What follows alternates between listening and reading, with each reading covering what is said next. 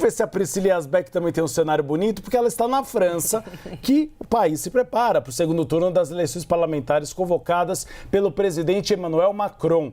Mais de 180 candidatos desistiram da corrida para tentar barrar o crescimento histórico da ultradireita no país.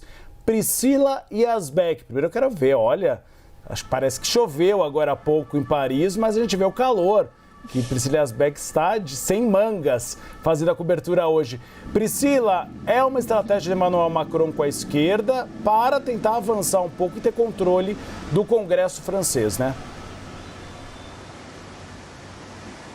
Exatamente, Uribe. Boa tarde a você, Tainá. Um dia um pouco chuvoso aqui em Paris. Acho que o cenário do Américo está um pouco mais alegre, um pouco mais ensolarado. Mas vamos falar então sobre essa turbulência aqui do cenário político francês, porque depois do resultado das eleições do primeiro turno e a vitória da ultradireita, os partidos de centro e de esquerda buscam formar alianças para barrar a entrada do partido de Marine Le Pen no poder, e acabou há cerca de 10 minutos o prazo para que os candidatos se registrassem para o segundo turno e também para que fizessem a desistência de disputar o segundo turno. E as contagens dos jornais locais apontam que até o momento cerca de 200 candidatos desistiram de concorrer ao segundo turno, aqueles candidatos que estavam em terceiro lugar, para unir forças contra o partido União Nacional de Marine Le Pen. Então, lembrando, desde domingo, tanto o partido de Macron, a coalizão de centro de Emmanuel Macron, quanto a Nova Frente Popular, que é a coalizão de partidos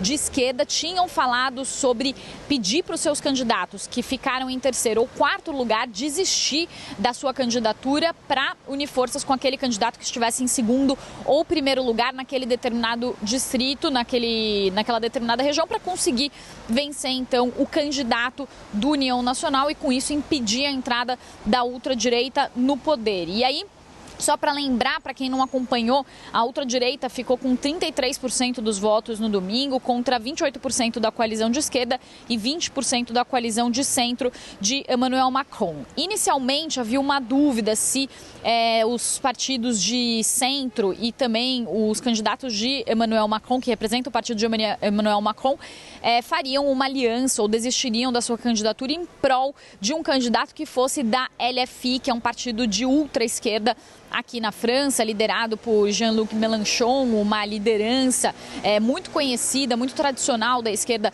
aqui na França. Mas agora, depois de uma reunião, inclusive, que Macron teve a portas fechadas com ministros na segunda-feira, a orientação é que qualquer aliança seja formada para evitar a ascensão da ultradireita, isso por parte tanto dos partidos de centro quanto por parte dos partidos de esquerda, que buscam formar então o que eles chamam dessa frente republicana. E é claro que o RN, o Rassemblement National, ou União Nacional em português, de Marine Le Pen, reagiu a essas alianças. Marine Le Pen deu uma entrevista a uma emissora francesa nessa manhã e ela disse que essa tentativa de barrar a entrada do seu partido no poder e de formação de governo seria um golpe administrativo por parte do governo de Emmanuel Macron. Inclusive, o Eliseu chegou a responder a isso e disse que é preciso que a líder do União Nacional, que Marine Le Pen, mostre frieza e também que ela tenha posições mais comedidas depois desse alerta sobre um suposto golpe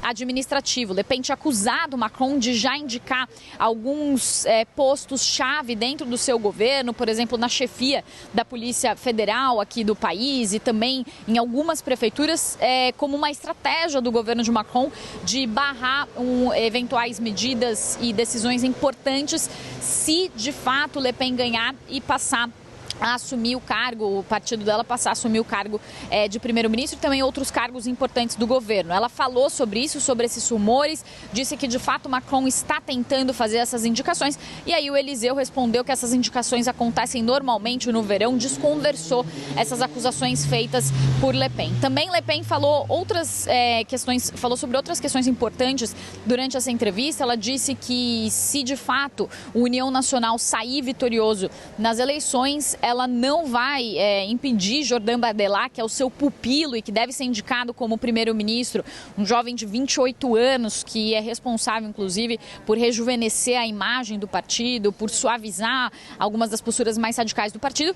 E ela disse que vai deixar Bardella governar, que ela vai continuar como uma líder dos deputados na Assembleia Nacional e que ele vai ter carta livre, então, carta branca, para conseguir fazer o seu governo. Porque, claro que aqui muitos analistas falam que Marine Le Pen estaria por trás de todas as decisões de Bardella até as próximas eleições que acontecem em 2027. E um último ponto, para finalizar, é o fato de que também Le Pen disse que o seu partido não aceitaria fazer a indicação para o cargo de primeiro-ministro caso não consiga a maioria absoluta na Assembleia Nacional. Aí já é uma questão um pouquinho mais técnica, mas quando os deputados, quando um partido ou uma aliança tem mais de 289 deputados, tem a maioria absoluta e consegue com facilidade aprovar projetos e pautas aqui na França. Quando não tem essa maioria de 289 assentos, tem a chamada maioria relativa e aí precisa fazer alguma aliança para conseguir fazer projetos passarem e também pautas avançarem no governo. Então, tanto Marine Le Pen quanto Jordan Bardella já falaram que não vão aceitar o cargo de primeiro-ministro se não conseguirem essa maioria absoluta, porque temem que se não tiverem uma maioria mais forte, se tiverem uma maioria mais frágil, isso pode significar uma aliança dos outros partidos para retirá-los do poder por meio de uma chamada moção de censura. Então, um termômetro aqui bem quente da política francesa para vocês, Uribe, Tainá. Claro que a gente segue acompanhando tudo o que acontece por aqui. Qualquer novidade, volto a acionar vocês. Obrigada, Priscila Yazbek, então, com todas as informações sobre as eleições na França.